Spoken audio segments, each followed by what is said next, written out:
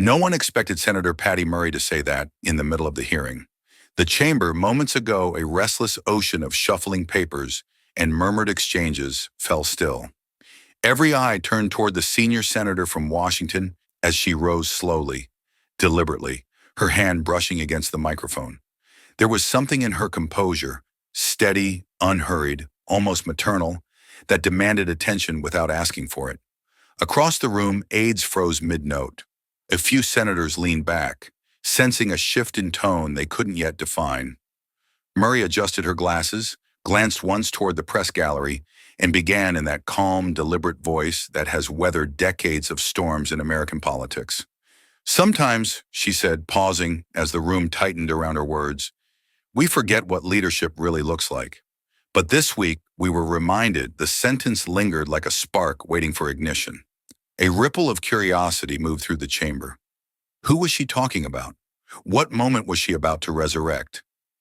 And then came the name, spoken not with ceremony, but with quiet conviction. Representative Jasmine Crockett. A few heads tilted, some faces softened. The moment felt charged with something larger than recognition. It was validation, delivered from the old guard to the new generation. In that instant, the noise of politics disappeared, replaced by a silence heavy with respect. But few knew that behind those calm words lay years of quiet battles and a message that would echo far beyond Washington. Long before her name echoed through the halls of Congress, Jasmine Crockett's story was already being written. In courtrooms, community centers, and crowded streets where voices demanded to be heard. A civil rights attorney turned lawmaker, she wasn't molded by privilege or power, but by the raw urgency of justice. While others rehearsed their sound bites, she lived her convictions. She came from the kind of background that doesn't just teach resilience, it requires it. Nights spent reading case files under flickering lights. Days spent defending those the system forgot. When she first took her oath, the cameras barely noticed.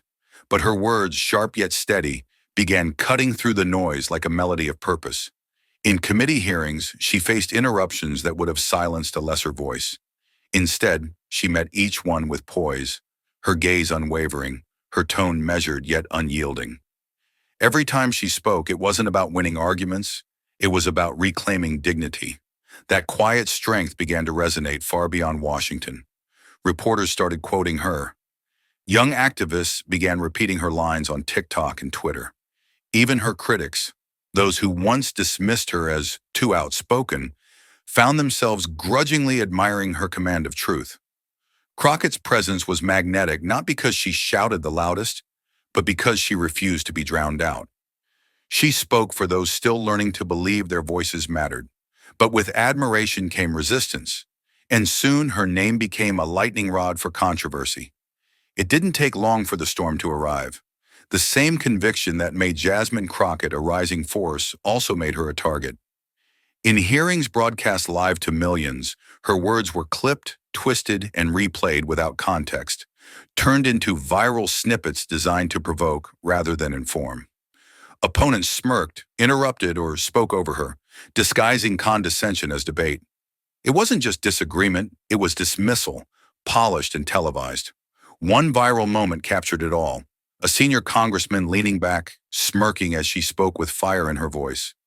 "Calm down," he sneered, the two words echoing through social media like a challenge. The clip spread in seconds, feeding commentary threads that blurred sexism and politics into the same bitter stream. Cable pundits debated her tone.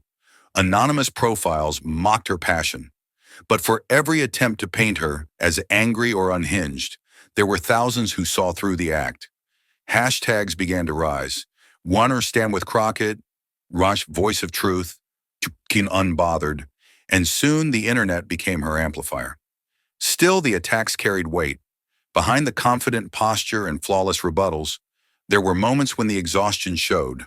Late nights preparing for hearings. The private ache of being misunderstood. Yet she never gave them the satisfaction of seeing her falter. Each interruption only sharpened her resolve. Each insult became another layer of armor. She stood taller, her calm defiance turning into quiet rebellion. What her opponents intended as humiliation became the very proof of her strength. And just when the noise was at its loudest, One unexpected voice rose in her defense. When Senator Patty Murray rose to speak, the room didn't just quiet, it seemed to inhale. After days of noise, arguments, and viral outrage, her voice entered like a steady chord through chaos. She adjusted the microphone, her posture unshaken, eyes sweeping across the chamber, as if she were about to remind the room of something it had forgotten. "I've watched Representative Jasmine Crockett," she began, her tone carrying the weight of earned authority. "And I want to be clear, what she represents is more than passion, she represents progress." A pause. Heads lifted. Pens stopped moving. Even those who had dismissed Crockett leaned forward, unwilling to miss what came next. "She's not just a representative," Murray continued. "She's a reminder of what leadership looks like when it's grounded in service, not showmanship." The words landed softly, but their impact was seismic. The chamber, so used to confrontation and division, felt something rare, respect cutting through cynicism. Cameras turned to capture faces that couldn't quite mask their surprise. The old guard had just extended its hand to the new. Murray didn't raise her voice or seek applause. She simply stood in the eye of the storm, defending a younger colleague not with outrage, but with dignity. The contrast was striking. Where others had mocked, she elevated. Where others sought spectacle, she restored substance. In that moment, the narrative shifted. Jasmine Crockett was no longer the subject of controversy. She was the embodiment of composure under fire, publicly validated by a senator whose words carried institutional weight. For a brief, unforgettable minute, the Senate chamber felt unified, not in agreement, but in acknowledgement. But what came next transformed a simple compliment into a national conversation. Within hours, Patty Murray's words had escaped the Senate floor and flooded the internet. The clip, barely a minute long, spread like wildfire across X, TikTok, and YouTube. On Twitter, one comment captured the sentiment of thousands. "Finally, someone said it. Jasmine Crockett is the future." Another read, "Patty Murray just handed America a masterclass in grace and allyship." Cable hosts replayed the moment in slow motion, breaking down every word as if it were a cultural turning point. Morning shows framed it as a rare show of respect in modern politics. Op-eds appeared overnight. "The torch is being passed. Leadership looks like this. Why Murray's praise matters." Hashtags like hashtag Leaders in Action, hashtag Murray Moments, and hashtag Stand with Crockett surged into trending lists. TikTok creators remixed the speech with inspirational music, while students and young activists stitched reactions of pride and tears. What had started as a simple act of acknowledgement was now an anthem for representation. In less than a day, the tone around Jasmine Crockett changed. Where pundits once labeled her divisive, new headlines called her fearless. She was no longer a target of scrutiny, but a symbol of poise, a leader validated by one of the Senate's most respected voices. Across communities, Black, brown, immigrant, and young, her rise was seen as something deeply personal. They didn't just watch the clip, they felt it. It was as if Murray's words had opened a door for every woman who'd ever been told to sit down or speak softer. But the real story wasn't just about praise, it was about what Jasmine did next. When the clip of Senator Murray's words reached Jasmine Crockett, she didn't rush to post or perform. Instead, she paused.